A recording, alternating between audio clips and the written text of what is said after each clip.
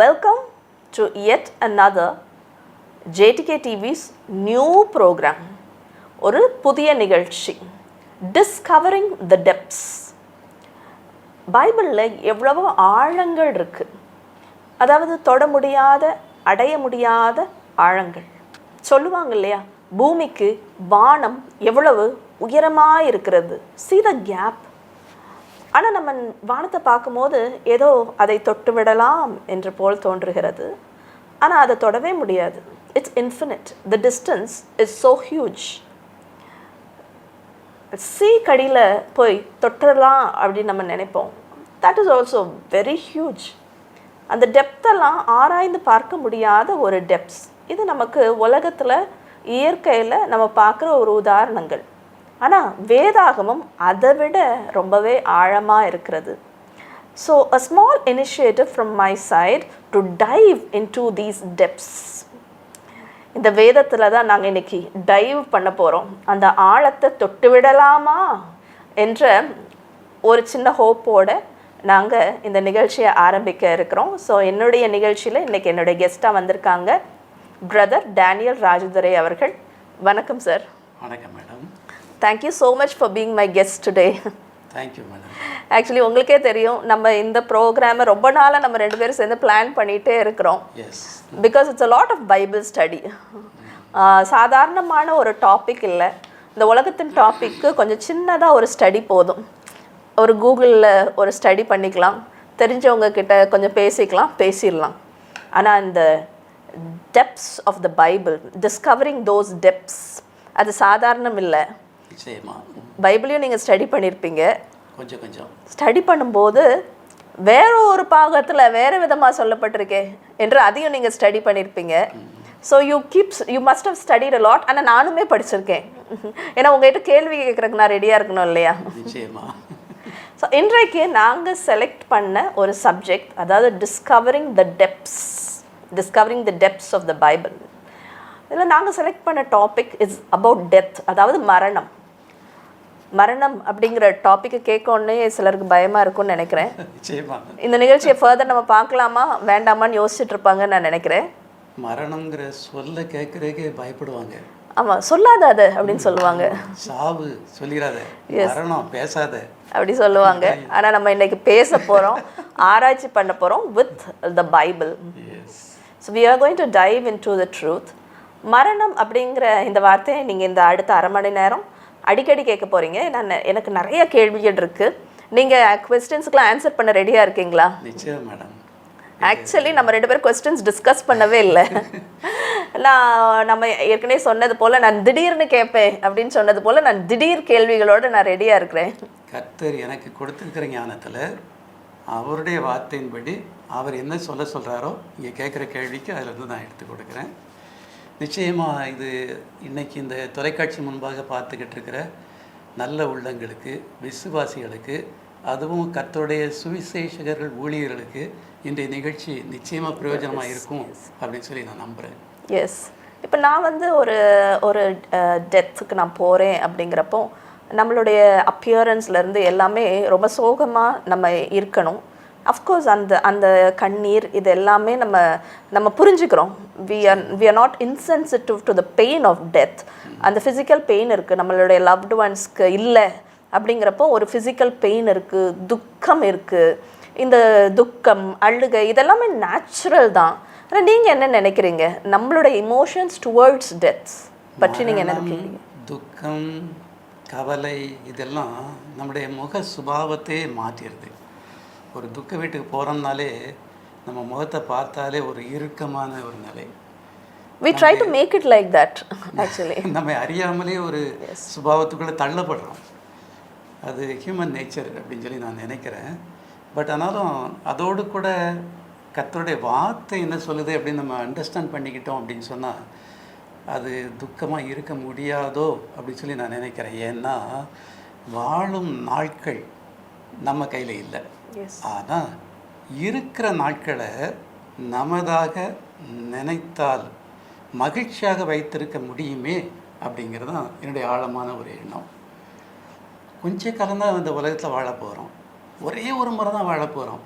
அந்த ஒரு வாழ்க்கையும் எப்படிப்பட்டதாக இருக்கணும், பைபிள் நமக்கு எதை கற்றுக் கொடுக்குது அப்படிங்கிறத கொஞ்சம் ஆழமாக சிந்திச்சு பார்ப்போம் அப்படின்னு சொன்னால், பிள்ளைகள் கர்த்தரால் வரும் சுதந்திரம், அவரால் கிடைக்கும் பலன் அப்படின்னு சொல்லி 127 சங்கீதம் 3ஆம் வசனத்தில் சொல்லப்பட்டிருக்குது. அந்த பிள்ளைகள் பிறக்கிற போது ஊர் உலகம் உற்றார் உறவினர்கள் எல்லாரும் சந்தோஷப்படுறோம். ஆகா, ஒரு குழந்தை பிறந்திருக்கு, என் மகளுக்கு மகனுக்கு அப்படின்னு சொல்லி எல்லார்ட்டையும் சொல்லி சந்தோஷப்படுறோம். அதே வேளையில் அதே குழந்தை பிறக்கும்போது அழுதுகிட்டே பிறக்குது. அழலில் கிள்ளி விட்டதை அழ வச்சுருந்தாங்க இல்லையா? ஆனால் அதே குழந்தை வளருது, வாழுகிறது, வயோதிபத்தில் கடந்து வருது. திடீர்னு ஒரு நாள் மரணம் நிகழ்து. அந்த மரணம் நிகழ்கிற போது அந்த மரணத்திற்குரிய மனுஷன் அழுகிறதில்ல, ஆனால் சுற்றி இருக்க எல்லாரையும் அழ வச்சுட்டு கடந்து போயிடுறாங்க. இந்த அழுகை மரணத்துடைய ஒரு சிம்பலாக இருக்குன்னு கூட சொல்லலாம். ஆனால் வார்த்தை என்ன சொல்லுது? பிரசங்கி 8ஆம் அதிகாரம் 8ஆம் வசனத்தில், ஆவியை விடாதிருக்கிறதுக்கு ஆவியின் மேல் ஒரு மனுஷனுக்கு அதிகாரம் இல்லை, மரண நாளின் மேலும் அவனுக்கு அதிகாரம் இல்லை, அந்த போருக்கு நீங்கி போவதும் இல்லை அப்படின்னு சொல்லி ரொம்ப தெளிவாக பிரசங்கின் புஸ்தகத்தில் எழுதப்பட்டிருக்குது. அப்போது நம்முடைய கண்ட்ரோலுக்கு அவுட் ஆஃப் லெவலில் அது இருக்கிறனால அதை தவிர்க்க முடியாது அப்படின்னு தான் நான் சொல்லுவேன். அது மாத்திரமல்ல, 116ஆம் சங்கீதம் 15ஆம் வசனத்தில், கர்த்தருடைய பரிசுத்தவான்களின் மரணம் அவருடைய பார்வைக்கு அருமையானது அப்படின்னு சொல்லி எழுதப்பட்டிருக்குது. ஓகே, கொஞ்சம் ஒரு ஆழமான ஒரு சத்தியத்தை அதை சொல்ல விரும்புகிறேன். கர்த்தருடைய பார்வையில் பரிசுத்தவான்களுடைய மரணம் அவருடைய பார்வையில் அருமையானது. அப்படின்னா நம்முடைய வாழ்க்கை யாருக்கு முன்னால் எப்படிப்பட்டதாக இருக்கணும், இருந்தால் அது அருமையானதா, அது அழ வைக்காத ஒரு நல்ல ஒரு நிகழ்வாக ஏற்றுக்கொள்ள முடியும் அப்படின்னு சொல்லி நான் நினைக்கிறேன். ஆனால் பைபிள்லே சார் நீங்கள் பார்த்துருக்கீங்களா, ஆண்டவராகிய இயேசு கிறிஸ்துவே லாசரு மரணத்தில் மாத்திரம்தான் அழுதார் என்று எழுதப்பட்டிருக்கிறது. ஆண்டவரே அழுதார் என்றால் அது ஒரு அழ வேண்டிய ஒரு நிகழ்வு தானே. அன்னைக்கு அவர் அழுதது லாசர் மரித்ததுனால அழலை. லாசரை சுற்றி இருந்த மக்களுடைய உள்ளத்தை பார்க்குறாரு. ஏன் அவங்கெல்லாம் இப்படி அழுதுகிட்டு இருக்காங்க? மரணத்தை ஏன் டேக்கிடிசி பாலிசிக்குள்ளே எடுத்துருக்கக்கூடாது? அல்லது நான் இங்கே இருக்கிறதுனால என்னோடு கூட அந்த மரணத்தை இணைத்து பரலோக ராஜ்யத்துக்கு நேராக உள்ள பாதையில் செல்லுகிறதை ஏன் அவங்க ஜீரணிக்க முடியலை அப்படின்னு சொல்லி சுற்றி இருக்கவங்களுடைய உள்ளத்தை பார்த்து அவருடைய விசுவாசத்தில் அவங்க பலப்படலையே அப்படிங்கிறதுனால அவர்களை நினச்சி தான் அவர் கண்ணீர் விட்டாரே தவிர இறந்து போன லாசரை குறித்து கண்ணீர் விடலை. நீங்கள் சொன்னதுக்கப்புறம் ஒரு வேளை அது உண்மையாக இருக்குமோ என்று தோன்றுகிறது. ஏன்னா ஆண்டவருக்கு தெரியும், இப்போ தான் மருத்துவர்லேருந்து லாசரு எழுந்திருக்க போகிறானே அப்படிங்கிறது ஆண்டவருக்கு ஏற்கனவே தெரியுங்கிறதுனால ஒரு வேளை I accept what you are saying. Although அதில் காரணம் இல்லை, பைபிளில் காரணம் எழுதப்படலை. ஆனால் மேபி இன்னைக்கு வரைக்கும் நான் அப்படி தான் நினச்சிட்டு இருந்தேன் லாசருவை. ஏன்னா சுற்றி இருக்கவங்க, அதில் ஒரு வசனம் இருக்கும், சுற்றி இருக்கவங்களாம் சொல்லுவாங்க இவனை இவ்வளவா இவரை நேசிச்சிருக்காரு அப்படின்னு சொன்னதுனால நானும் அந்த மாதிரி தான் நினச்சேன். ஆனால் நீங்கள் சொன்னதுக்கப்புறம் ரைட், அவர் தான் எழுந்திருப்பாருன்னு ஏற்கனவே ஆண்டவருக்கு தெரியுமே, அப்போ ஒரு வேளை அதற்காக அழுதிருக்க முடியாது என்று எனக்கும் தோன்றுகிறது. முகத்தை பார்ப்பான், கர்த்தரோ இருதயத்தை பார்க்கிறவர். சுற்றியுள்ள இருதயத்தை அப்படி ஒரு ரவுண்ட் அப்படி பார்த்தாலே போதும், அத்தனை பேருடைய இருதயம் அவருடைய மனசுக்குள்ள அப்படியே வெளிப்படும். ஓகே, அதான் பேஸ் அன்னைக்கு இருந்த நிலையில் அப்படின்னு சொல்லி ஆவியானவர் எனக்கு வெளிப்படுத்துகிறத நான் அவங்கள்ட்ட ஷேர் பண்ணிக்கிறேன். ஓகே, நீங்கள் இன்னொரு வசனம் சொன்னீங்க, இந்த பரிசுத்தவான்களுடைய மரணம் ஆண்டவருடைய கண்களுக்கு அருமையானதாக இருக்கிறது. ரைட் சார், பரிசுத்தவான்களுடைய மரணம் அப்படி இருக்கு, அதனால் நீங்கள் சந்தோஷப்படலாம் அப்படின்னு நீங்கள் சொல்கிறீங்களே. அப்போது சிலர் வந்து நம்மளுடைய ஃபேமிலியிலே சின்னில் இருந்தவங்க, பாவத்தில் இருந்தவங்க, அவங்க மறிக்கிறதும் நமக்கு தெரியும். இப்போ ஆக்சுவலாக வந்து இவர் பரிசுத்தவான், இவன் பாவி என்று நம்மளால் டிஃப்ரென்ஷியேட் பண்ணவே முடியாது. ஈவன் நம்மளுடைய ஓன் ஃபேமிலி மெம்பர்ஸோட இன்டீரியர் லைஃப் கூட நமக்கு தெரியாது. அப்போது நீங்கள் என்ன சொல்ல வரீங்க? பரிசுத்தவான்களுடைய மரணத்தில் சந்தோஷமா இருங்க, பாவி மரணத்தில் அழுங்க நீங்கள் சொல்ல வரீங்களா சார்? நிச்சயமா அப்படி இல்லை, அழவே வேண்டாம் அப்படின்னு சொல்லி பைபிளில் நமக்கு கற்றுக் கொடுக்குது. எரேமியா 22 அதிகாரம் 10ஆம் வசனத்தில், மரித்தவனுக்காக அழ வேண்டாம், அவனுக்காக பரிதபிக்கவும் வேண்டாம் அப்படின்னு ரொம்ப தெளிவாக எழுதப்பட்டிருக்குது. ஏன்னா அவன் இனி திரும்பி வருவதும் இல்லை, தன் ஜனன பூமியில் காண்பதும் இல்லை. சிறைப்பட்டு போனவர்களுக்காகவே அழுங்கள்னு சொல்லி ஒரு லைன் அதில் உள்ள எழுதப்பட்டிருக்குது. ஓகே, சிறைப்பட்டு போனவங்க அப்படின்னு சொல்லி நான் யோசிச்சுட்டு இருக்கிற போது, இன்னைக்கு பாரத தேசத்தில் 5 விதமான மக்கள் இருக்கிறாங்க. இயேசு என்றால் யாரென்றே அறியாத மக்கள், இயேசு ஒரு தெய்வம், ஒன் ஆஃப் த காட் அப்படின்னு, அதே மாதிரி இயேசு தான் தெய்வம் அப்படின்னு சொல்லி ஏற்றுக்கொண்ட மக்கள், அதே வேளையில் இயேசுவை ஆராதிக்கிற மக்கள், அதுக்கு அடுத்தபடியாக இயேசுவுக்காக அவர் இட்ட கட்டளைகளை நான் நிறைவேற்றணும்னு சொல்லி அர்ப்பணித்திருக்கிற மக்கள். இப்படி 5 விதமான மக்களில் இந்த திரும்ப இந்த ஜனன பூமியை காண முடியாதபடிக்கு மரணத்துக்குள்ளே என்டர் பண்ணிட்டாங்க அப்படின்னு சொன்னால், அவங்களுக்காக நம்ம அழுகிறனால what is the use of it? அதில் எந்த பயனும் இல்லையே அப்படிங்கிறதான் வேதம் நமக்கு கற்றுக் கொடுக்குற காரியம். பயனற்ற ஒரு நிலையில் உட்காந்து விக்கி அழுது என்ன பிரயோஜனம் இல்லையா? மரித்தோர் திரும்ப வரப்போகிறது இல்லை, தெளிவாக தெரியும். தெரிந்திருந்தும் ஏன் கண்ணீர் விட்டு அழுதுகிட்டு இருக்கணும் அப்படிங்கிறதான் வேதம் நமக்கு கற்றுக் கொடுக்குற காரியம்.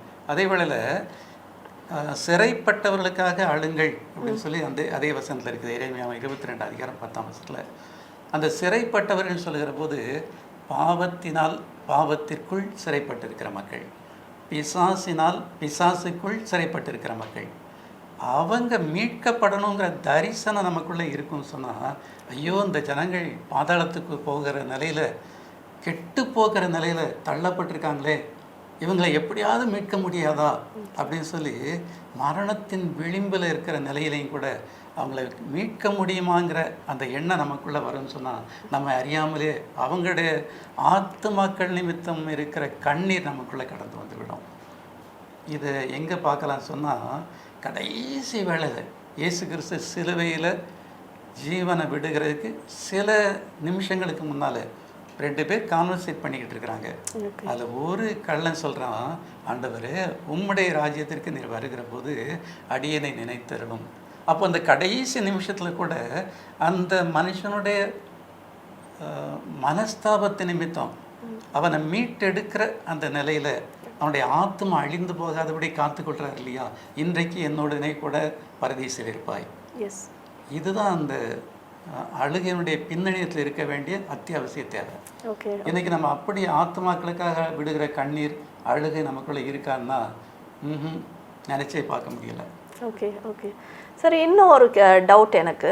இந்த மரணம் அப்படின்னு நினைக்கும் போது சிலர் வயதாய் மரணம் ஏற்படுகிறது, சிலருக்கு சின்ன வயசுலேயே சில பிள்ளைங்க இறந்து போகிறாங்க, சில நேரத்தில் வந்து ஆக்சிடெண்ட்ஸில் இறந்து போகிறது நம்ம பார்க்குறோம், வியாதியினால் இறந்து போகிறதெல்லாம் நம்ம பார்க்குறோம். அப்படி பார்க்கும்போது நம்ம அதை எப்படி பார்க்கணும்? இது நிறைவான மரணம், அதாவது ஒரு 80 வயசு 90 வயசு 100 வயசில் மரணம் அடைபவர்கள் நிறைவான மரணம் என்று எண்ணி, இப்போ 20ஸ்லையோ 30ஸ்லையோ டிசீஸ்னாலேயோ ஆக்சிடென்ட்னாலேயோ மரித்து போகிறவர்களை இது வந்துட்டு தெய்வ சித்தம் இல்லாத மரணம் அப்படின்னு நம்ம வந்து ஐடென்டிஃபை பண்ணிக்கணுமா? தீர்மானம் பண்ணிக்கலாமா, நினைக்கலாமா? How do we judge? ஏன்னா நம்மளுடைய ஃபேமிலியில் கூட அப்படி நடந்திருக்கும், ஃப்ரெண்ட்ஸ் மத்தியில் நடக்கும்போது அது ஒரு கேள்வியாகவே இருக்கும். இது தெய்வ சித்தம் இல்லாத மரணமா? தண்டனையாக தேவன் இந்த மரணத்தை கொடுத்துருக்கிறாரா? இது நிறைவான மரணம். இப்போ வயதானவங்க, ரொம்ப வயதானவங்க மரணம் அடையும் போது நான் அழ வேண்டாம், இவங்களுக்காக நான் அழணும் அப்படிங்கிற ஒரு உள்ளம் நமக்கு எல்லாருக்குமே டவுட் இருக்குது சார். ஏன்னா நம்மளும் மரணத்தை பார்த்துருக்கோம், எஸ்பெஷலி ஆக்சிடென்டல் டெத்ஸ், சட்டன்னா அப்படி நடந்த ஒரு விஷயம். ஆழமான கருத்துக்குள்ளே நீங்கள் போயிட்டீங்க. இதுக்கு நிச்சயமாக பைபிள் வசனம் தான் ஆன்சர் பண்ண முடியும். மரணம் வந்து எந்த வயசில் வரணும் அப்படிங்கிற ஒரு நிகழ்வு ஆக எடுத்துக்கொள்ள முடியாது. எப்பவும் வரலாம், கருவிலும் வரலாம், 20லும் வரலாம், 60லும் வரலாம், 120லேயும் வரலாம். 120 ஏன் சொல்கிறேன் அப்படின்னு சொன்னால், ஆதியாகமம் 6ஆம் அதிகாரம் 3ஆம் வசனத்தில் மனுஷனுடைய வயதின் வருஷத்தை கர்த்தர் முதல் முறையாக வெளிப்படுத்துகிறது அங்கே தான். அவன் இந்த உலகத்தில் இந்த பூமியில் வாழப்போகிறது 120 வயது வருஷம்தானே அப்படின்னு சொல்லி கர்த்தர் வெளிப்படுத்துகிற பார்க்க முடியுது. ஒருவேளை 120 வயதுலையும் மரணம் வரலாம். இந்த மரணம் எப்போ வரும் அப்படிங்கிறது நம்ம கையில் கிடையவே கிடையாது. ஏன்னா அதான் அங்கே சொல்லப்பட்டிருக்குது, ஆவியின் மேல் மனுஷனுக்கு அதிகாரம் இல்லை, மரண நாளின் மேலும் அதிகாரம் கிடையாது. அதில் ஒரு சின்ன கருத்தை நான் சேர்த்து சொல்ல விரும்புகிறேன். இயற்கையாக வருகிற மரணத்தை தடுக்க முடியாது, நிறுத்தவும் முடியாது. பட் சேம் டைம் நமக்கு நாமே மரணத்தை சம்பாதித்து கொள்ளக்கூடாது. அதுக்கு என்ன சொல்லலாம் சொன்னால், தற்கொலை அல்லது கொலை, இந்த ரெண்டு மட்டும் மனுஷீகத்தில் கட்டாயமாக செய்யவே கூடாது. ஏன்னா ரெண்டுக்குள்ள வித்தியாசம் என்னென்னா, வயது முதிர்வுனால் மரணம் சம்பவிக்கலாம், இயற்கையான மரணங்கள் எந்த வயதிலையும் வரலாம். அந்த மரணம் ஏசாயா 57ஆம் அதிகாரம் 1ஆம் வசனத்தில் சொல்லியிருக்கிறபடி, நீதிமான் மடிந்து போகிறான், புத்திமான்கள் எடுத்துக்கொள்ளப்படுகிறார்கள், ஆனாலும் தீங்கு வராததற்கு முன்னே நீதிமான் எடுத்துக்கொள்ளப்படுகிறான் அப்படின்னு சொல்லி எழுதப்பட்டிருக்குது. இப்போ எக்ஸாம்பிள், 40 வயசில் ஒருத்தருக்கு மரணம் நிகழ்து. அவருடைய வாழ்க்கையினுடைய முன்னால் உள்ள காலங்கள், நிகழ்காலங்கள், எதிர்காலங்கள் அந்த மனுஷனுக்கு தெரியாது. ஆனால் கர்த்தர் அந்த மனுஷனை குறித்த 3 காலங்களை அறிந்திருக்கிற தேவன்.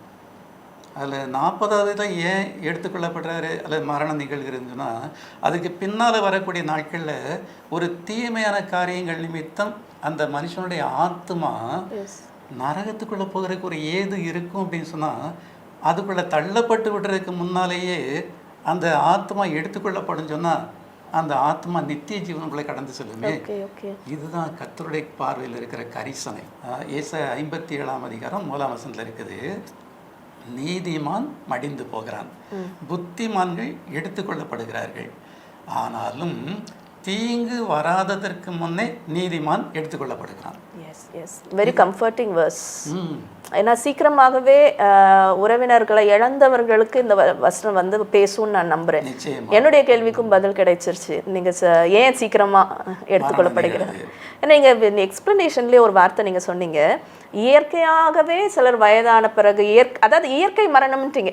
இந்த ஆக்சிடென்ட்ஸ், டிசீசஸை வந்து நான் இயற்கை மரணம் லிஸ்ட்லேயே நான் கொண்டு வரல, நீங்கள் அதையும் இயற்கையான மரணம் அப்படின்னு சேர்த்து நீங்கள் எக்ஸ்பிளைன் பண்ணதே ரொம்ப கம்ஃபர்டிங்காக இருக்குது. கேள்விகளுக்கு பதில் கிடைச்சிருக்கு. இதுலேயும் ஏசாயா 57ஆம் அதிகாரம் 2ஆம் வசனத்தில் சேர்த்து கர்த்தருடைய வார்த்தை என்ன சொல்ல தெரியுமா? நேர்மையாய் நடந்தவர்கள் சமாதானத்துக்குள் பிரவேசித்து தங்கள் படுக்கைகளில் இளைப்பாறுகிறார்கள் இருக்குது. அதில் சுட்டிக்காட்ட விரும்புகிற காரியம் நேர்மையாய் நடந்தவர்கள், டு பி அண்டர்லைன். அப்படின்னா நமக்கு நாமே நம்ம குறித்து ஆண்டவருடைய பார்வையில் ஹூ ஐ ஆம், நான் யாராக இருக்கிறேன், எப்படிப்பட்டவனாக இருக்கிறேன் அப்படிங்கிறது நிச்சயமாக தெரிந்திருக்க முடியும், அறிஞ்சிருக்க முடியும். அது கர்த்தருடைய பார்வையிலையும் தெளிவாக இருக்கும். அப்படி நேர்மையாக நடந்தவர்கள் அந்த காலத்தில் அந்த சூழலில் மரணம் சம்பவிக்க முடியும், மரணத்துக்குள்ளே பிரவேசிக்க வேண்டியது இருக்குது அப்படின்னு சொன்னால், அவங்களுடைய ஆத்மா சமாதானத்துக்குள் பிரவேசித்து தங்கள் படுக்கைகளில் இளைப்பாறுகிறார்கள் சொல்லி இந்த வசனம் சொல்லுது. அந்த இளைப்பாறுகிற இடத்துக்குள்ளே அவங்க கடந்து போகிற போது நிச்சயமாக அவங்க நரகத்துக்குள்ளே தள்ளப்படுகிறதுக்கு வாய்ப்பே கிடையாது. நிச்சயமாக பரலோக ராஜ்யத்துக்கு போகிறதுக்கு அவங்க ப்ரிப்பேர்டாக இருக்கிறாங்க அப்படிங்கிறதான். சார், என்னுடைய இன்னொரு முக்கியமான கேள்வி. சொல்லுங்க சார். முக்கியமாக மரணம் என்னைக்கு நமக்கு தெரியாது அப்படின்னு நம்ம சொல்கிறோம். ஆமாம். ஆனால் சிலருக்கு தெரியும். எஸ்பெஷலி டிசீசஸ் சார், ஆக்சிடென்ட்ஸ், அப்புறம் ஏஜ் ஆகிறது, இதெல்லாம் ஓரளவுக்கு வந்து நமக்கு தெரியாது. அப்போ அதை ஈஸியாக நம்மளால் அக்செப்ட் பண்ணிக்க முடியும். ஆனால் நிறைய பேருக்கு தெரியும் சார். ஃபார் எக்ஸாம்பிள், கேன்சர் நோயாளிக்கு இன்னும் 6 monthsன்னு டைம் கொடுத்துருப்பாங்க. அப்போ அது ரொம்ப பெயின்ஃபுல்லாக இருக்கும். அதுவும் அந்த ரிலேட்டிவ்ஸ்க்கு இன்னும் 6 மாதம் தான் என்னுடைய அப்பா என் கூட இருப்பாங்க, என் ஹஸ்பண்ட் என் கூட இருப்பாங்க, என் ஒய்ஃப் என் கூட இருப்பாங்கன்னு நினைக்கும் போது அதை தாங்கிக்கவே முடியாது. ஸோ டேட் தெரிகிறது வந்து இன்னும் ரொம்பவே கஷ்டமாக இருக்கும். இன்னொரு செட் ஆஃப் பீப்புள் வந்து very old people. So very old people they know இன்னும் கொஞ்ச நாட்கள் தான் இருக்குது, எக்ஸாக்ட் டேட் தெரியாது, ஆனால் இன்னும் கொஞ்ச நாட்கள்லாம் இருக்குது அப்படிங்கிறதுனால டிப்ரெஸ்டாக இருப்பாங்க, கோபமாக இருப்பாங்க. ஏன்னா இன்னும் கொஞ்ச நாட்கள் தான், ஆனால் அது என்னைக்குன்னு எனக்கு தெரியாது. But there be so angry and there be so depressed and so fearful. அதுக்கப்புறம் என்ன நடக்கும் அப்படிங்கிற பயத்தில் இருப்பாங்க. இந்த டே தெரிகிறவங்க and older people who know அதிகமான நாட்கள் இல்லாட்டியும் நாள் சீக்கிரமாக வந்துடும் அப்படின்னு தெரிகிறவங்க பயத்தில் இருக்காங்க, கோபத்தில் இருக்காங்க, டிப்ரெஷனில் இருக்காங்க. என்ன நடக்குமோன்ற ஒரு பயம், வேதனை. எஸ்பெஷலி கூட இருக்கவங்களுக்கும் அது வேதனை, இது சீக்கிரமாக நடக்குமே. அப்படிப்பட்டவங்க என்ன மாதிரியோட மனப்பான்மையோட ஏன்னா ஆண்டவர் எல்லாத்துக்குமே நமக்கு கம்ஃபர்டிங் வேர்சஸ் கொடுத்துருக்காரு. நமக்கு தான் தெரியல இந்த வசனம் எங்கே இருக்குது, அது என்ன சொல்லுதுன்னு நமக்கு தெரியல. But God's word will definitely comfort this fearful people. அதாவது என் குடும்பத்தினர் இருக்க மாட்டாங்க அப்படின்னு நினைக்கிறவங்களுக்கும், நான் இருக்க மாட்டேன் இன்னும் கொஞ்ச நாட்களில் நினைக்கிறவங்களுக்கும் தேவன் கொடுத்த வார்த்தை என்ன? பிரசங்கி 9:5 உயிரோடு இருக்கிறவர்கள் தாங்கள் மரிப்பதை அறிவார்களே. தெரியும். S S. லாஸ்ட் மினிட்ல நம்ம இருந்துக்கிட்டு இருக்கிறோம். இப்போ நானே ஒரு நாள் கருங்கல்னு ஒரு பட்டணத்தில் பஸ் ஸ்டாண்டில் நின்றுக்கிட்டு இருக்கிறேன். திடீர்னு தலை சுற்றுது, பஸ் ஸ்டாண்டே சுற்றுது. சரி, நமக்கு நிகழப்போகுது மரணம் அப்படின்னு எனக்கே தெரியுது. வேகமாக ஒரு டாக்ஸியில் போய் சாயிறேன். டிரைவர், சார் நீங்கள் நாகர்கோவில் போகணுமா அப்படிங்கிறாங்க. இல்லை, பக்கத்தில் ஏதாவது கிளினிக் இருந்தால் அட்மிட் பண்ணுங்கள். அங்கே போகிற வரைக்கும் தெரியுது. அதுக்கு அப்புறம் அன்கான்ஷியஸ் ஆகிட்டேன். அந்த அன்கான்ஷியஸ் ஆகிற ஸ்டேஜில் நம்முடைய ஜீவன் எடுத்துக்கொள்ளப்பட போகுது, கர்த்தரை அழைக்கிறாரு அப்படிங்கிற அந்த தருணத்தை நான் ஃபீல் பண்ணுறேன். அதோடு இந்த நினைவு கடந்து போய்விடுது இல்லையா? அதனால் உயிரோடு இருக்கிறவர்கள் தாங்கள் மரிப்பதை அறிவார்களே அப்படின்னு இருக்குது. ஆனாலும் மரித்தவர்கள் ஒன்றும் அறியார்கள், இனி அவர்களுக்கு ஒரு பலனும் இல்லை, அவர்கள் பேர் முதலாய் மறக்கப்படுகின்றது அப்படின்னு சொல்லி எழுதப்பட்டிருக்குது. அப்போ மரித்தவர்களுக்கு இந்த உலகத்தில் இருக்கிற நிகழ்வுகள் எதுவுமே நினைவில் இருக்காது, பார்வையில் இருக்காது, ஒன்றுமே செய்ய முடியாது. அன்கான்ஷியஸ் ஸ்டேஜில் போயிட்டாங்கனாலே அவ்வளோதான், அந்த சரீரத்துக்கும் ஜீவனுக்கும் சம்பந்தமே இல்லாமல் ஆகி போகுது. ஆனால் உயிரோடு இருக்கிறவர்கள் தாங்கள் மரிப்பதை அறிவார்களே, அதுதான் இன்னைக்கு வயோதிப நிலையில் நமக்கு நாமே சரி நம்ம காலம் முடிஞ்சு போச்சுது அப்படிங்கிற குறித்து நிறைவாகவும் எடுத்துக்கொள்ளலாம், குறைவாகவும் எடுத்துக்கொள்ளலாம். சிலர் ஐயோ இவ்வளவு வீட்டை, இவ்வளவு பிள்ளைகளை, இவ்வளவு கம்ஃபர்ட்டை விட்டுட்டு நம்ம சாக வேண்டி இருக்குதே, காலம் நெருங்கிட்டு அப்படின்னு துக்கத்தோடு கூட இருக்கிறதையும் அவங்களுடைய முகத்தில் பார்க்க முடியுது. சிலர் இன்னும் நான் இருக்கணுமா, எத்தனையோ பேருக்கு வருது, ஆனால் எனக்கு மரணம் வர மாட்டேங்குதே, ஆண்டவரே என்னை எடுத்துக்கொள்ளும் அப்படின்னு சொல்லி கதறல்களையும் கூட நான் கேட்டுட்டு வந்துக்கிட்டு இருக்கிறேன். ஆனாலும் அந்த மரணத்துக்கு பிறகு என்ன அப்படிங்கிறது கொஞ்சம் என்ன செய்யணும், மெமரியில் பைபிள் வார்த்தையோடு கூட நம்ம அறிந்து கொள்வோம் அப்படின்னு சொன்னால் பயப்படவும் மாட்டோம், கவலைப்படவும் மாட்டோம், அழ வேண்டிய அவசியம் இல்லை.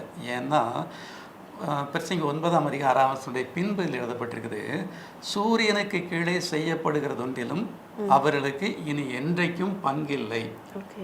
ஆஃப்டர் டெத், மரணத்துக்கு பிறகு நமக்கும் இந்த பூமிக்கும், மரித்தவர்களுக்கும் இந்த உயிரோடு இருக்கிறவர்களுக்கும் எந்த ஒட்டு உறவு எதுவுமே கிடையாது. சரி, ஆனால் 146 அவனுடைய ஆவி பிரியும், அவன் தன் மண்ணுக்கு திரும்புவான், அந்நாளிலே அவன் யோசனைகள் அழிந்து போம் அப்படின்னு இருக்குது. ஆவி பிரியும், ஆனால் இந்த மண்ணுக்கு இந்த சரீரம் கடந்து போயிடுது. ஆனால் நமக்குள்ளே இருக்கிற இந்த ஜீவன் இருக்குது, அந்த ஜீவனில் இந்த நினைவுகள் இருந்து கொண்டிருக்கும். எக்ஸாம்பிள் எடுத்துக்கிட்டிங்கன்னு சொன்னால், இயேசு சொன்ன ஒரு நிகழ்விலேருந்தே நான் கடந்து வர விரும்புகிறேன். ஐஸ்வர்யவான் லாசர் அப்படின்னு சொல்லி 2 மனுஷங்களை அவர் சுட்டி காட்டார். ஐஸ்வர்யவானும் மறிக்கிறான், லாசர், ஏழை லாசரும் மறிக்கிறான். ஐஸ்வர்யவான் உலகத்தில் வாழுகிற போது நல்ல கம்ஃபர்ட்டாக சுகபோகமாக வாழ்ந்து அனுபவிக்கிறான். ஆனால் நடந்தது என்ன? ஆஃப்டர் டெத், மரணத்துக்கு பிறகு அந்த ஐஸ்வர்யவான் அங்கே எரிகிற அக்கினியில் தள்ளப்படுகிறான். அங்கே தள்ளப்படுகிற நிலை கதறான். அவனுடைய கண்ணு எங்கே பார்க்குது? மேலே நோக்கி பார்க்குது. இந்த ஏழை லாசரு ஆபிரகாமுடைய மடியில் இருக்கிறத பார்க்க முடியுது. அவனுடைய ரெக்வஸ்ட்டு, ஆபிரகாமே அந்த லாசருடைய விரல் நுனியில் ஒரு சொட்டு தண்ணீரையாவது என்னுடைய நாவுக்கு அனுப்புமே அப்படின்னு சொல்லி அவன் தாழ்மையாக கதறுகிறத பார்க்க முடியுது. ஆனால் என்ன பதில் கிடைக்குது ஆபிரகாம்கிட்ட இருந்து? ஐஸ்வர்யவான் நோக்கி, நீ உலகத்தில் இருக்கும்போது எல்லாத்தையும் அனுபவிச்சார், ஆனால் அந்த லாசரு அங்கே எதையுமே அனுபவிக்கலை, இங்கே அவன் சுகபோகமாக இருக்கிறான். ஆனால் ஒன்று காரியம், உனக்கும் இங்கே இருக்கிற எங்களுக்கும் மத்தியில் ஒரு பெரிய பிளவு இருக்குது. அங்கேருந்து இங்கேயும் வர முடியாது, இங்கேருந்து அங்கேயும் போக முடியாது. ஆகையினால உனக்கு நியமிக்கப்பட்டது அங்கே, இவனுக்கு இங்கேருந்து நேர் அடுத்தாப்புல எங்கே செல்லுகிறான் அப்படிங்கிறதையும் கூட வசனம் சொல்லுது. அவன் நியாயம் தீர்க்கப்படுகிற நாட்களில் அவன் நிச்சயமாக பரலோக ராஜ்யத்துக்குள்ளே எடுத்துக்கொள்ளப்படுவான். இல்லையா? அதை அவன் அனுபவிக்க போகிறான். உனக்கு நியமித்ததை நீ இப்போவே அனுபவிக்கிற. அப்படின்னா மரித்த உடனே நம்முடைய ஆத்மா எங்கெல்லாம் கடந்து செல்லுங்கிறத வேதம் நமக்கு வெளிப்படுத்துது. ஒன்று இம்மீடியட்டாக நரகம், அடுத்தது கல்லறையிலே தங்கியிருக்கிற ஜீவன்கள், மூணாவது ரெஸ்டிங் பிளேஸ், அதுதான் பரதீஸ் என்று சொல்லுகிற நியாயத்தீர்ப்பின் நாட்கள் வரைக்கும் காத்திருக்கிற இடம். இந்த 3 இடங்களுக்குள்ள நம்முடைய ஆத்மா என்ன செய்து கடந்து செல்லுது அப்படிங்கிறது வேதம் கற்றுக் கொடுக்கறத நம்ம புரிந்து கொள்ளணும், அறிந்து கொள்ளணும். அந்த பாதைக்கு ஏற்ற வண்ணமாக நம்ம எந்த நிலைமையில் இருக்கிறோம் அப்படிங்கிறத நமக்கு நாமே சுய பரிசோதனை செய்து இந்த உலக ஓட்டத்தில் ஓடிக்கிட்டு இருக்கிறோம். அப்படி ஓடிக்கிட்டு இருக்கிற போது பணம், பதவி, பட்டங்கள், சொத்து, சுகம், ஆஸ்திகள் இதவே நினச்சி ஓடிக்கிட்டு இருந்தோம்னா அதை விட்டுருவோம். அதுதான் இயேசு அழகாக கற்றுக் கொடுக்குறாரு. முதலாவது தேவனுடைய ராஜ்யத்தையும் அவருடைய நீதியையும் தேடுங்கள், அப்பொழுது இவைகளெல்லாம் உங்களுக்கு கூட கொடுக்கப்படும். ஆனால் அதை அப்படியே நம்ம தலைகளை மாற்றிடுறோம். முதலாவது இவைகளையெல்லாம் நீங்கள் தேடுங்கள், அப்பொழுது பரலோக ராஜ்யம் உங்களுக்கு கூட கொடுக்கப்படும் சொல்லி தப்பாக ஓடிக்கிட்டு இருக்கிற மனுஷர்கள் தான் நிறைய பேர் இன்னைக்கு. ஆனால் கர்த்தருக்கு பிரியமாக நம்ம வாழுவோம் அப்படின்னு சொன்னால் இந்த உலகத்தில் வாழுகிற கொஞ்ச காலத்தில் இருந்து மறுமைக்குள்ள செலுக்கிற போது நிச்சயமாக நித்திய ஜீவனை சுதந்திரத்து கொள்ள முடியும் அப்படின்னு சொல்லி நான் உங்களுக்கு சொல்ல விரும்புகிறேன். சார், நீங்கள் சொன்ன இந்த பேரபிளில் எனக்கு ஒரு சின்ன டவுட். சொல்லுங்க. அதாவது ஆண்டவராகிய இயேசு கிறிஸ்து ஐஸ்வர்யனை பற்றியும் லாசருவை பற்றியும் சொன்னது தான் நீங்கள் இப்போ சொல்கிறீங்க. அது உண்மையாகவே நடந்ததாக ஆண்டவராகிய இயேசு கிறிஸ்து சொல்கிறாரா, இல்லைன்னா ஒரு ஓமையாக கற்றுக் கொடுக்குறாரா? ரொம்ப ஷார்ப்பாக கேள்வி கேட்குறீங்க. இது இயேசு கிறிஸ்துவ சொன்னால் அது நிச்சயமாக உண்மையானதாக இருக்கிறது மாதிரியே தான் அவருடைய சொற்களில் இருக்கிற பொருள் அடங்கி இருக்குது. ஏன்னா அன்னைக்கு இருந்த மக்களுக்கு புரியக்கூடிய அளவுக்கு ஓமைகள்னாலேயே அவர் பேசிக்கிட்டே கடந்து வர்றாரு, ஆழமான சத்தியங்களை வெளிப்படுத்துகிறார். ஆகையினால்தான் அதில் ஒன்று தான் இந்த நிகழ்வு.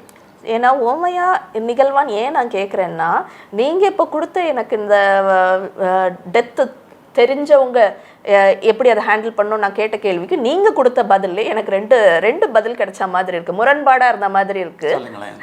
என்னதுன்னா, நீங்கள் மரித்தோருடைய நினைவுகள் அவர்களோட மடித்து போகும்னு ஒரு வசனம் நீங்கள் நீதிமொழிகள்லேருந்து சொல்கிறீங்க. இப்போ நீங்கள் புதிய ஏற்பாட்டிலேருந்து ஒரு வசனம் என்ன சொல்கிறீங்க? ஐஸ்வர்யவானுக்கு தனக்கு பிரதர்ஸ்லாம் இருந்ததெல்லாம் ஞாபகம் இருந்துச்சு, ஸோ தன்னுடைய ஓல்ட் லைஃப்லாம் ஞாபகம் இருந்துச்சுங்கிற மாதிரி ஒரு ஓமை நீங்கள் சொல்கிறீங்க. அதனால என்னுடைய பதில் என்னென்னா, ஞாபகம் இருக்குமா இருக்காதா சார்? ஆத்மா உயிரோடு தான் இருக்கும், சரீரம் தான் செத்து போகுது. சரீரத்துக்குள்ள எந்த ஒரு பிரதிபலனும் கிடையாது. அப்போ ஆத்மா நரகத்தில் இருக்கும்போதும் தெரியும், பரலோக ராஜ்யத்துக்கு போன பிறகும் தெரியும். ஏன்னா பரலோக ராஜ்யத்தில் போய் தேவ தூதர்களை போல் இருக்கிறாங்க, நரகத்துக்கு போகிறவங்க எரிகிற அக்னியில் கிடந்து கதறாங்க. அப்போ அந்த ஆத்மாவில் இருக்கிற நினைவுகள், உணர்வுகள் கட்டாயமாக இருக்கத்தான் செய்யும். அப்போ பாஸ்ட் தெரியுமா தெரியாதா உங்களுக்கு? நீங்கள் பரலோகத்தில் இருக்கும் போது நான் தான் டேனியல் ராஜதுரை, நான் அன்னைக்கு இப்படி ஒரு ப்ரோக்ராம் நடத்தினேன் அப்படிங்கிறது உங்களுக்கு தெரியுமா தெரியாதா? நிச்சயமா என்னுடைய ஆத்மாவில் என்ன குறித்து எனக்கே கட்டாயமாக தெரியும். நம்ம பண்ண தப்புக்கெல்லாம் இங்கே தண்டனை அனுபவிக்கிறோமே. இல்லை, நீங்கள் பரவதத்தில் இருக்கும்போது தான் நான் கேட்டுட்டேன், அதனால் தண்டனை நிச்சயமாக இல்லை. So it will be a blessed after life for you. ஆனால் அந்த நேரத்தில் உங்களுடைய பாஸ்ட் லைஃப், உங்களுடைய பெயர், நிகழ்வுகள் இதெல்லாம் நினைவு இருக்குமா இருக்காதாங்கிறது தான் என்னுடைய கேள்வி. ஏன்னா பைபிள் வேர்ஸ் நீங்கள் ரெண்டுத்துக்கும் சொல்லியிருக்கீங்க. You gave 2 verses, one from Proverbs which says that you will not remember. இன்னொன்று நீங்கள் இப்போ சொல்கிற ஓமையில் you will remember அப்படின்னு சொல்கிறீங்க. அதை கேட்குறேன். 2 இடத்த திரும்ப நீங்கள் நினைவுக்கு கொண்டு வரணும்னு நான் நினைக்கிறேன். ஒன்று, நியாயத்தீர்ப்புக்கு முன்னால் உள்ள இடைப்பட்ட காலம், நியாயத்தீர்ப்புக்கு பிறகு உள்ள காலம். நியாயத்தீர்ப்புக்கு முன்னால் காத்திருக்கிற காலத்திலையும் நரகத்தில் எரிகிற அக்னியில் தள்ளப்படுகிறதும் நமக்கு நாமே அறிய முடியும், தெரிஞ்சிருக்க முடியும். ஆனால் நியாயத்தீர்ப்புக்கு பிறகு நிரந்தரமாக அங்கே நரகத்துக்கு தள்ளப்படுகிறோமா அல்லது பரலோக ராஜ்யத்துக்கு கடந்து போகிறோமா, இது அந்த நியாயத்தீர்ப்பு நாட்களில் நடக்கிற ஒரு நிகழ்வு. பரலோக ராஜ்யத்துக்கு கடந்து போனோன்னா தேவ தூதர்களைப் போல இருக்கிறோம், சந்தோஷமாக ஆடி பாடி தேவனை மகிமைப்படுத்திக்கிட்டே இருக்கிறோம். அப்போ நாமும் சந்தோஷமாக இருப்போம். ஆனால் அங்கே உறவுகள் கிடையாது. சிலர் சொல்லுவாங்க, மக்களை ஆறுதல்படுத்துறதுக்காக, இன்னொரு நாள் நானும் என்னுடைய அப்பாவை, அம்மாவை, தாத்தாவை, பாட்டியை, பிள்ளைய நான் பரலோகராஜில் ஒருத்தர் சந்திப்போம் அப்படின்னு சொல்லி ஆறுதலுக்காக சொல்லுகிற ஒரு வார்த்தை உண்டு. நான் சொல்ல விரும்புகிறேன், மரித்த பிறகு மரித்தவர்களுக்கும் உயிருள்ளவர்களுக்கும் எந்தவித தொடர்பும் கிடையாது. ஆகையினால்தான் அங்கே ஆபிரகாம் சொல்கிறாரு, அங்கே இருக்கிற தீர்க்கதரிசிகளுக்கும் ஊழியர்களுக்கும் செவி கொடுக்கட்டும், இங்கேருந்து ஒருத்தன் போனால் அவங்க நம்பவும் மாட்டாங்க அப்படின்னு சொல்கிறாங்க. ஆனால் வார்த்தை ஒரு நாளும் பொய்த்து போகாது. வார்த்தையின்படி வாழ நம்ம கற்றுக்கொள்ளணும். அதே வேளையில் யோவான் கேட்ட சுவிசேஷம் 5ஆம் அதிகாரம் 29ஆம் வசனத்தில், நன்மை செய்தவர்கள் ஜீவனை அடையும்படியும் தீமை செய்தவர்கள் ஆக்கினை அடையும்படியும் எழுந்திருப்பர் அப்படின்னு சொல்லி எழுதப்பட்டிருக்கு. யார்? கல்லறைக்குள்ளே இருக்கிற ஆவிகள், ஜீவன்கள் எழுந்திருக்கும். நன்மை செய்தவர்கள் நித்திய ஜீவனை சுதந்திரம். இது இயேசு சொன்ன ஆழமான ஒரு சத்தியம். This is of Christian faith இல்லையா? எஸ், அதுதான் முக்கியமான ஒரு காரியம். அப்போது அதே வேளையில் யோவான் 5ஆம் அதிகாரம் 25ஆம் வசனத்தில், மரித்தோர் தேவகுமாரனுடைய சத்தத்தை கேட்கும் காலம் வரும், பிரேத குழியில் உள்ள அனைவரும் அவருடைய சத்தத்தை கேட்கும் காலம் வரும் அப்படின்னு சொல்லியிருக்கு. அப்போது மரித்த பிறகு ஆண்டவருடைய சத்தத்தை கேட்க முடியுமே தவிர பூமியில் இருக்கிற ஜனங்களுடைய சத்தத்துக்கும் அவங்களுக்கும் சம்பந்தமே கிடையாது. ஆண்டவருடைய சத்தத்தை கேட்டதுக்கு அப்புறம் automatically we will become blank இல்லையா? ஏன்னா அது அவ்வளோ மகிமையான சத்தத்தை கேட்டதுக்கு அப்புறமா நம்மளுடைய பாஸ்ட் சத்தங்கள் எல்லாம் ஆட்டோமேட்டிக்காக அது மறைந்து போகும். அப்படிங்கிறதுனால ஐ திங்க் நம்ம எல்லாத்தையுமே மறந்து போவோம்னு நான் நினைக்கிறேன். இந்த உலக நிகழ்வுகள், சம்பவங்கள் எதுவுமே மெமரியிலே நிச்சயமாக இருக்கிறதுக்கு வாய்ப்பு இல்லைன்னு நான் நினைக்கிறேன். Whether it is right or wrong, ஒருவேளை இதை கேட்டுக்கிட்டு இருக்கிற விசுவாசிகள், ஊழியர்கள் ஏதாவது கருத்து தெரியும் சொன்னால் நம்ம கூட ஷேர் பண்ணலாம்னு நினைக்கிறேன். எஸ் எஸ் ஏன்னா எல்லா பைபிள் ட்ரூத்ஸ் அப்படி தானே சார். ஒரு ட்ரூத்லேருந்து we can bring about like 100 thoughts, infinite thoughts. அதனால தான் நான் சொன்னேன், ஒரு ஆரம்பத்திலே நான் சொன்னேன், ஒரு நம்பிக்கையில், அதாவது அதை தொட்டு விடலாமோ, அந்த ஆழத்தை தொட்டு விடலாமோ, கண்டுபிடிச்சிடலாமோ அப்படிங்கிற ஒரு நம்பிக்கையில் தான் we have initiated this program. So என்னுடைய last questions are still there sir. That's குறித்த questions will always be there. அதனால ஏதோ இப்போ இந்த நிகழ்ச்சினால எல்லாருக்கும் மரணத்தை குறித்த எல்லா கேள்வியும் அப்படி இராடிகேட் ஆயிரும் அப்படிங்கிற அர்த்தம் கிடையவே கிடையாது. We have just touched a point. பதில நம்ம கொடுத்துருக்க முடிஞ்சிருக்காது நிச்சயமாக. ஆனால் நம்ம இன்னும் கொஞ்சம் ஆராயறதுக்கு நம்ம தூண்டி இருப்போம்னு நான் நினைக்கிறேன். ஏன்னா பதில்களை யாராலும் ஃபுல்லாக கொடுத்துட முடியாது. அதனால தான் நான் அதை டிஸ்கவரிங் த டெப்ஸ் அப்படின்னு வச்ச இந்த நிகழ்ச்சிக்கு பெயரையே. But we would have motivated them to think more. லைட்டாக நம்ம தூண்டி இருப்போம்னு நான் நினைக்கிறேன். இதில் மரணம் நிகழ்கிற நாட்களில் உயிரோடு இருக்கிறவங்க செய்கிற ஒரு சின்ன தவறு என்னென்னா, சின்ன பேப்பர் விளம்பரத்துலேயோ அல்லது பிரிண்ட்லேயோ என்ன செய்கிறாங்கன்னா, இன்னார் இந்த வயதில் கிறிஸ்துவுக்குள் மரித்து விட்டார்கள் என்பதை மிகவும் வருத்தத்தோடு தெரிவித்துக் கொள்கிறோம் அப்படின்னு சொல்லி என்ன செய்கிறாங்க, பப்ளிஷ் பண்ணுறாங்க. நான் சொல்ல விரும்புகிறேன், கிறிஸ்துவுக்குள் மரித்து விட்டார்கள் என்பதை ஏன் வருத்தத்தோடு தெரிவிக்கணும், துக்கத்தோடு தெரிவிக்கணும்? சரி, அதை விட சந்தோஷமாக தெரிவிக்கிறேன்னு கூட சொல்ல வேண்டாம். கிறிஸ்துவுக்குள் மறைக்கிறார்கள் என்பது துக்கம் அல்லாது இருக்க முடியாது. ஆகையினால துக்கத்தோடு தெரிவிக்கிறேன்னு சொல்ல வேண்டிய அல்லது விளம்பரப்படுத்த வேண்டிய அவசியம் இல்லை. இன்னார் இந்த வயதில் கிறிஸ்துவுக்குள் எடுத்துக்கொள்ளப்பட்டார்கள், தட்ஸ் ஆல், அவ்வளோ போதும்னு நினைக்கிறேன். அதே வேளையில் அவங்களை கொண்டு போய் அடக்கம் பண்ணப்படும் போது சரீரத்தோடு கூட இருக்கிற ஆத்மாக்களும் இருக்குது கல்லறைக்குள்ளே இல்லையா? அந்த சரீரம் அப்படியே பாதுகாக்கப்படணும் அப்படின்னு சொன்னால் பூமாலையெல்லாம் போட்டு அப்படியே பெட்டியை மூடிடுறாங்க. ஆனால் என்னுடைய சின்ன சஜஷன், அந்த பெட்டி முழுவதும் நல்ல ஒரு மூடை கல் உப்பை போட்டு மூடிட்டா அந்த சரீரம் கூட பாதுகாக்கப்படும், அது கெட்டு போகாத நிலையில் இருக்கலாம் அப்படின்னு சொல்லி நான் நினைக்கிறேன். அதனால் ஒரு மூடை நல்ல கல் உப்பு போட்டு பெட்டியை மூடி க்ளோஸ் பண்ணிடலாம். இது ஒரு காரியம். ரெண்டாவது, அந்த கல்லறைக்கு செலவழிக்கிற பணம் அது பயனுள்ளதா அப்படின்னு என்னால் ஜீரணிக்க முடியலை. ஏன்னா பல லட்சங்களுக்கு இன்றைக்கி கல்லறைக்கு செலவழிக்கிற மக்களும் இருக்க தான் செய்கிறாங்க. அது அந்த நாளோடு முடிஞ்சு போகுது. அங்கே போய் திரும்ப ஜெபம் பண்ணவோ, மெழுகுவர்த்தி பொறுத்து வைக்கவோ, அவங்களுடைய பலகாரங்கள் செய்து வைக்கதோ தேவன் விரும்புகிற ஒரு காரியம் அல்ல. கல்லறைக்கு வெள்ளை அடிக்க, பெயிண்ட் அடிக்க வேண்டிய அவசியமும் கிடையாது. ஏன்னா அவங்களுக்கும் நமக்கும் எந்த தொடர்பும் கிடையாது. அப்போ அது waste of money, waste of energy அப்படின்னு நான் ஃபீல் பண்ணுறேன். வருத்தப்படவும் வேண்டாம், கல்லறைக்கு இம்பார்ட்டன்ஸ் கொடுக்க வேண்டாம். ஏன்னா மோசே மரித்தான், இந்நாள் வரைக்கும் அவனுடைய கல்லறை அறியப்படவில்லை அப்படின்னு சொல்லி எழுதப்பட்டிருக்குது. ஒருவேளை நம்ம தாத்தா பாட்டியோடைய கல்லறை போய் பார்க்க முடியும். நம்ம பூட்டி அதுக்கு முன்னால் உள்ள ஜெனரேஷன் அவங்களுடைய கல்லறைலாம் எங்கே இருக்குது யாருக்குமே தெரியாது. பேர் முதலாய் மறக்கப்பட்டு விடுகிறது அப்படின்னு சொல்லி பைபிளில் இருக்குது இல்லையா? அதனால் மரித்தவர்களை குறித்து இருக்கிறவர்கள் இருக்கும்போது கரிசனை எடுக்கணுமே தவிர மரித்த பிறகு அவங்களை குறித்து அழுதுகிட்டோ புலம்பிக்கிட்டோ இருக்க வேண்டாம். வயோதிபர்கள் வீட்டில் இருப்பாங்கன்னா இருக்கிற காலங்களில் அவங்கள பராமரிக்கிறதுல, அன்பு செலுத்துறதுல, அவங்களுடைய தேவைகள் சந்திக்கப்படுகிறதுல, இளைய தலைமுறைகள், பிள்ளைகள் அல்லது பேர குழந்தைகள் அன்பு காட்டுறதுல கரிசனை எடுக்கணும், பராமரிக்கணும். அதுதான் வேதம் நமக்கு காட்டுகிற காரியம். ஸோ என்னுடைய நிறைய கேள்விகளுக்கு பதில் கிடைச்சது. இன்னும் கேள்விகள் இருக்குது.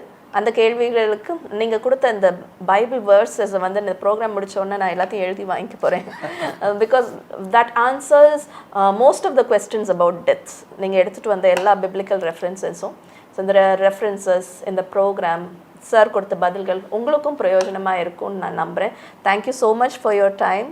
Thank you so much for sharing with us your thoughts and all the study, all that you learnt all these years. எவ்வளோ வருஷம், ஏன்னா நீங்களாம் வந்து எப்போவுமே பைபிளோட தான் நான் பார்த்துருக்கேன் உங்களை. ஸோ உங்களுடைய நீங்கள் படித்தது எல்லாத்தையுமே நாங்கள் ரொம்ப ஈஸியாக நாங்கள் தெரிஞ்சுக்கிட்டோம். இந்த கருத்தில் சிந்திக்கிறதுக்கு எனக்கு ஒரு வாய்ப்பு கொடுத்ததுக்கு உங்களுக்கும் நான் நன்றி சொல்ல கடமைப்பட்டிருக்கிறேன். கர்த்தர் நிச்சயமாக இந்த வாசனத்தின் மூலமாக அனைவரோடு பேசியிருப்பார். நிறைய கருத்துகள் இன்னும் ஆவியானவருடைய வெளிப்பாடுகள் எனக்கு வந்துகிட்டே இருக்குது. காலம் கருதி உங்களுக்கு நன்றி சொல்லுகிறது நிறுத்திக் கொள்கிறேன். Thank you sir. Thank you so much. நன்றி.